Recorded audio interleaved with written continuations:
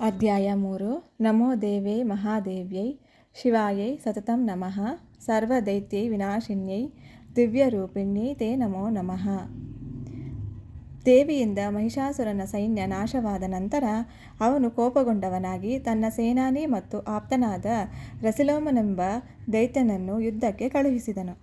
ರಸಿಲೋಮನು ದೇವಿಯ ವಾಹನವಾದ ಸಿಂಹವನ್ನು ತನ್ನ ಬಾಣಗಳಿಂದ ತೀವ್ರವಾಗಿ ಘಾತಿಸಿದನು. ಆದರೆ ಅದು ಅವನಿಗೆ ತಿರುಗಿ ಬಂದು ಘಾಸಿಗೊಂಡನು.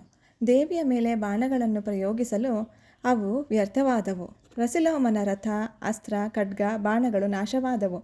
ಆಗ ಅವನು ಆ ಹೆಂಗಸು ಸಾಮಾನ್ಯಳಲ್ಲ, ಆದರೆ ಸ್ತ್ರೀಯನ್ನು ಕೊಲ್ಲುವುದು ಸರಿಯಲ್ಲ ಎಂದುಕೊಂಡನು. ಅಷ್ಟರಲ್ಲಿ ದೇವಿಯು ತನ್ನ ಬಾಣವನ್ನು ಆ ದೈತ್ಯನ ಮೇಲೆ ಪ್ರಯೋಗಿಸಿದಳು. ಇದರಿಂದ ರಸಿಲೋಮನ ಕವಚ, ಆಯುಧಗಳು ನಾಶವಾದವು. ಅವನು ತನ್ನ ಗದೆಯನ್ನು ದೇವಿಯ ಮೇಲೆ ಪ್ರಯೋಗಿಸಿದನು. ತನ್ನ ಶೂಲದಿಂದ ದೇವಿಯು ಅದನ್ನು ಪುಡಿಗಟ್ಟಿದಳು. ರಸಿಲೋಮನು ಮೂರ್ಛಿತನಾದನು. ಮತ್ತೆ ಎದ್ದವನಾಗಿ ಶಕ್ತ್ಯಾಯುಧವನ್ನು ಪ್ರಯೋಗಿಸಲು ಅದೇ ಆಯುಧದಿಂದ ದೇವಿಯು ಅವನನ್ನು ಘಾತಿಸಿದಾಗ ಅವನು ಸತ್ತು ಶಕ್ತ್ಯಾಯುಧವು ದೇವಿಯ ಕೊರಳೊಳಗೆ ಹಾರವಾಗಿ ಬಂದು ಸೇರಿತು. ರಸಿಲೋಮನು ದೇವಿಯಿಂದ ಹತನಾದ ಬಳಿಕ ಅವನ ಮಿತ್ರ ರುದಗ್ರನು ತನ್ನ ಬಿಲ್ಲು ಬಾಣಗಳಿಂದ ದೇವಿಯ ಮೇಲೆ ಪ್ರಯೋಗಿಸಿದನು. ಮೋಡದ ಮಳೆಯಿಂದ ಆಕಾಶ ಆವರಿಸಿತು. ದೇವಿಯು ತನ್ನ ಮೇಘಾಸ್ತ್ರದಿಂದ ಅದನ್ನು ಕರಗಿಸಿದಳು. ರುದಗ್ರಾಸುರನಿಗೆ ಸ್ತ್ರೀಯೊಬ್ಬಳ ಪರಾಕ್ರಮ ನೋಡಿ ಅಚ್ಚರಿಯಾಗಿತ್ತು. ತ್ರಿಮೂರ್ತಿಗಳನ್ನು ಹೆದರಿಸಬಲ್ಲ ತಮ್ಮ ಬಾಣಗಳನ್ನು ಎದುರಿಸಿದ ಈಕೆ ಯಾರು ಎಂದುಕೊಂಡನು. ನೀನ್ಯಾರು? ನೀನು ದೇವತೆಗಳ ಬಂಧುವೆ ಎಂದು ಕೇಳಿದನು.